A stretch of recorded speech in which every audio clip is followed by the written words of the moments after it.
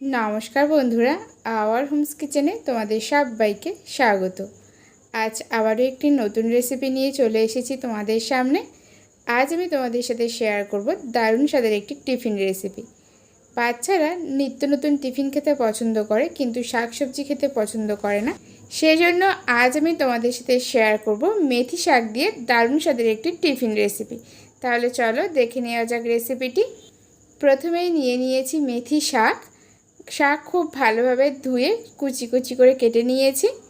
দিয়ে দিলাম আলু আমি গ্রেট করে খুব ভালোভাবে পরিষ্কার করে ধুয়ে নিয়েছি। দিয়ে দিলাম কিছুটা ধনেপাতা কুচি। এবার দিয়ে দেব 1 বাটি ময়দা, আর দিয়ে দেব সুজি। যতটা পরিমাণ ময়দা নিয়েছি তার 4 ভাগের 1 ভাগ আমি সুজি দিয়ে দিলাম। এবার এই সমস্ত উপকরণ আমি খুব ভালোভাবে আগে মিশিয়ে নেব। এই পর্যায়ে কোনো রকমভাবে জল ব্যবহার করব না। সমস্ত শুকনো উপকরণ আলু শাক খুব ভালোভাবে মিশিয়ে নেব। দেখো কিছুটা সময় নিয়ে খুব ভালোভাবে মেশানো হয়ে গেছে। এবার অল্প অল্প জল দিয়ে খুব ভালোভাবে মিশিয়ে নেব। জল কিন্তু এখানে আমি ফ্রিজের জল বা গরম জল ব্যবহার করিনি, একেবারে নর্মাল যে জল সেই জলই ব্যবহার করলাম। এবার অল্প অল্প জল দিয়ে খুব ভালোভাবে মিশ্রণটা তৈরি করতে হবে।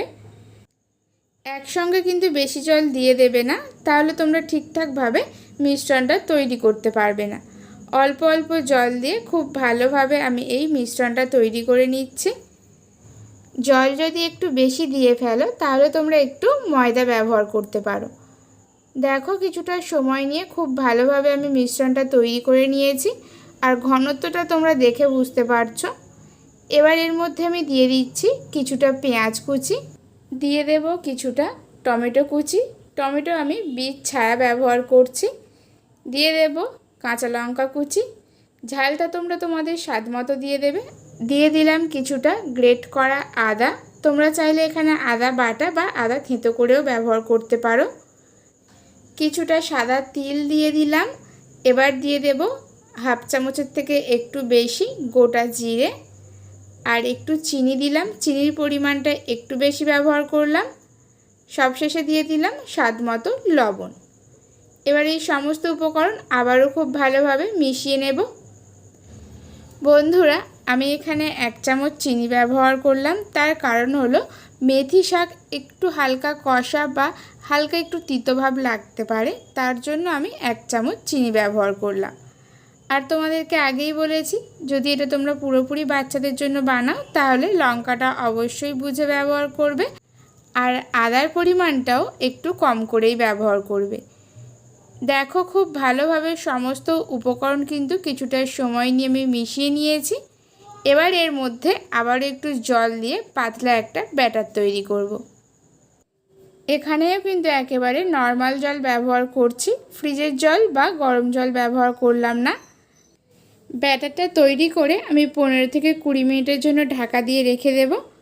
15 থেকে 20 মিনিট পর ফিরে আসছি তোমাদের সামনে। দেখো মিশ্রণটা একেবারে তৈরি হয়ে গেছে। এবার একটা ননস্টিকের প্যান গরম করে নিয়েছি, তার মধ্যে অল্প পরিমাণ তেল দিয়ে দিলাম। তেলটা খুব ভালোভাবে আমি চারিদিকে ছড়িয়ে নিয়েছি। তারপর এই মিশ্রণ থেকে অল্প পরিমাণ নিয়ে খুব ভালোভাবে আমি এই রেসিপিটা তৈরি করে নেব। তোমরা দেখে বুঝতে পারছো যে ব্যাটারটা আমি কতটা পাতলা করেছি। এবার এক সাইড খুব ভালোভাবে ভেজে নেব।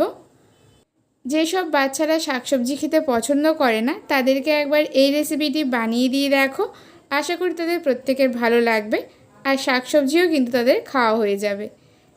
বড়দেরও আশা করি এই রেসিপিটি ভালো লাগবে। দেখো ওই সাইডটা ভাজা হয়ে গেছে, এই দিকে আমি অল্প অল্প করে তেল দিয়ে দিলাম। দিয়ে এবার এই দিকটাকে উল্টেও আমি ভালোভাবে ভেজে নেব। বন্ধুরা, দেখলে কত চটজলদি একটা টিফিন রেসিপি তৈরি হয়ে গেল। এটা খেতেও আশা করি তোমাদের ভারী সুন্দর লাগবে। অবশ্যই একবার বানিয়ে খেয়ে দেখো, আর কমেন্ট করে জানিও তোমাদের কেমন লাগলো। তোমাদের আজকের এই রেসিপিটি যদি কোথাও ভালো লেগে থাকে ভিডিওটিতে একটি লাইক করে দিও। চ্যানেলটিকে সাবস্ক্রাইব করে তোমরা সবাই আমার সঙ্গে থেকো। একই পদ্ধতিতে আমি বাকিগুলোও তৈরি করে নেব। বন্ধুরা, আজ তাহলে এই পর্যন্ত। ফিরে আসবো অন্য কোনো একটা নতুন রেসিপি নিয়ে। ততক্ষণে তোমরা সবাই সুস্থ থেকো, ভালো থেকো। সবাইকে নমস্কার।